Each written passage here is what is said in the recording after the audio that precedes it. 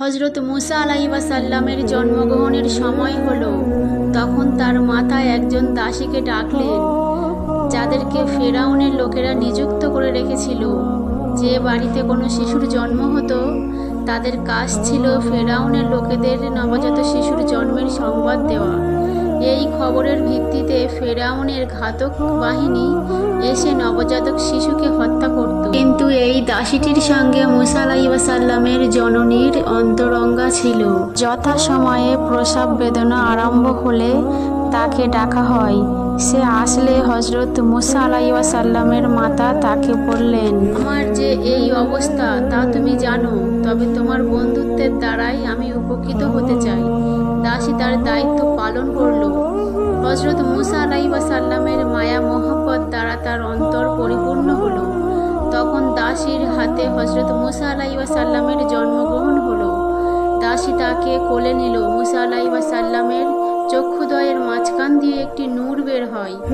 এই দৃশ্য থেকে দাসী অত্যন্ত বিস্মিত হলো। তার দেহের প্রতিটি অঙ্গ প্রত্যঙ্গ কম্পমান হলো। আর হজরত মুসা আলাইহিসসালামের মায়া মোহব্বত দ্বারা তার অন্তর পরিপূর্ণ হলো। তখন দাসী হজরত মুসা আলাইহিসসালামের মাকে বলল, আমাকে যখন ডাকা হয় এবং আমি তোমারই নিকটে আসি, তখন আমার পিছনে তোমার সন্তানের শত্রুরা ছিল। অর্থাৎ আমার ইচ্ছা ছিল জন্ম হওয়ার সঙ্গে সঙ্গে শিশুটিকে ঘাতকদের হাতে অর্পণ করব। কিন্তু এখন আমার অন্তরে তোমার সন্তানের জন্য এমন মায়া সৃষ্টি হয়েছে যে জীবনে এমন মায়া আমি কারোর জন্য উপলব্ধ করিনি।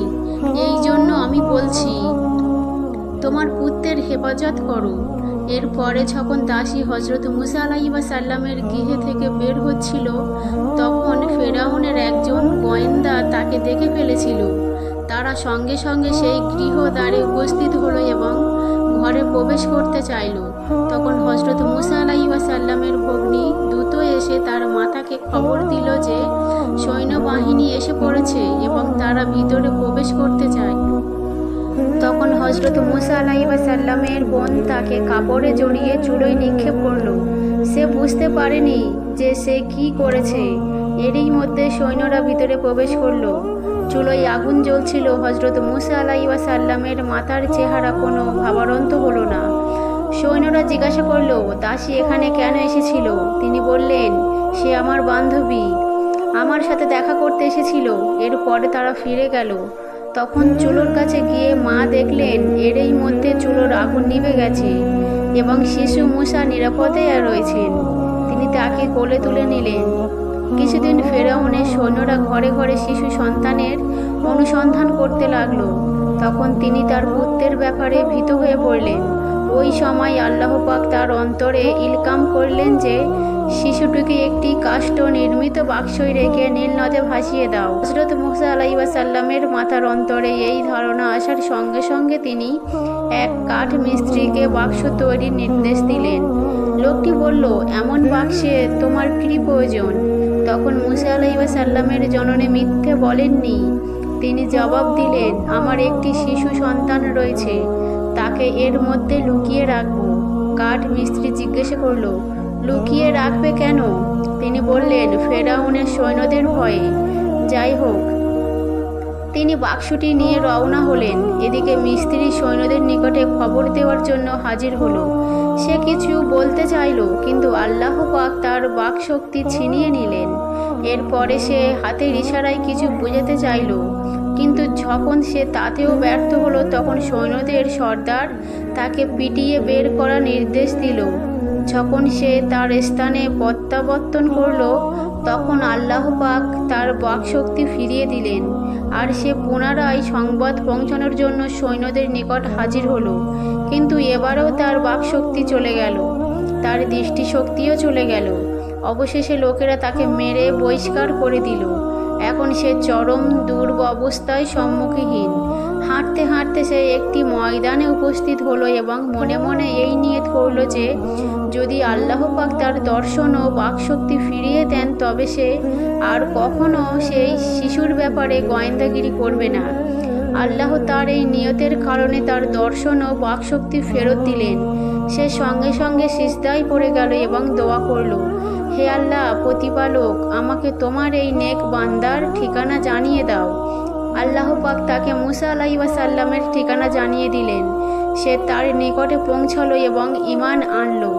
সে এই সত্য উপলব্ধি করল যে সব কিছু আল্লাহ পাকের পক্ষ থেকেই হয়েছে। মুসা আলাইহিসসালামকে সিন্ধুকের মধ্যে রেখে তাকে ভাসিয়ে দেওয়া হলো। ফেরাউনের শুধু একটি কন্যা সন্তান ছিল, পুত্র সন্তান ছিল না। ওই কন্যা সন্তানটি শ্বেত রোগে আক্রান্ত ছিল। তার চিকিৎসার যাবতীয় ব্যবস্থা হওয়ার সত্ত্বেও সে সুস্থ হয়নি। জাদুকরেরা বলেছিল তার আরোগ্য লাভ করা সম্ভব হবে নীল নদের দিক থেকে। মানব আকৃতির কোনো প্রাণী বা নীল নদে পাওয়া যাবে। তার মুখের লালা যদি ব্যবহার করা যায় তবে শ্বেত রোগগ্রস্ত এই কন্যাটি সুস্থ হবে। আর তা পাওয়া যাবে অমুক দিন সূর্য উদিত হওয়ার সময়। ওই দিন ছিল সোমবার। ফেরাউনের নীল নদের তীরে তার বসবাস স্থান তৈরি করালো। তার সাথে ছিল স্ত্রী আছিয়া বিনতে মোজাহেম। ফেরাউনের এই অসুস্থ কন্যাটিও ছিল। হঠাৎ একটি সিন্ধুক ভাসমান অবস্থায় দেখা গেল। ফেরাউন আদেশ দিল ভাসমান বস্তুটি নিয়ে আসতে। ক্ষণিকক্ষণের মধ্যে তার পরিচালকেরা সিন্ধুকটি ফেরাউনের সামনে এনে রেখে দিল। তারা সিন্ধুকটি খোলার চেষ্টা করল, কিন্তু ব্যর্থ হলো। পরে ফেরাউনের স্ত্রী আছিয়া কাছে আসলেন এবং তিনি সিন্ধুকের ভিতরে একটি নূর দেখতে পেলেন, যা অন্য কেউ দেখতে পারেনি। যাই হোক, তিনি সিন্ধুকটি খুলে ফেললেন। যার ভিতরে থেকে সুন্দর একটি ফুটফুটে শিশু শাহিদ অবস্থায় পাওয়া গেল, যার চক্ষুদ্বয়ের মাঝখানে নূর চমকাচ্ছিল। আল্লাহ পাক তার রিজিক তার আঙ্গুল সময়ের মধ্যে দিয়ে দিয়েছিলেন। সেই এই আঙ্গুল চুষে দুধ পান করত। এই নিষ্পাপ শিশুটির প্রতি অসাধারণ।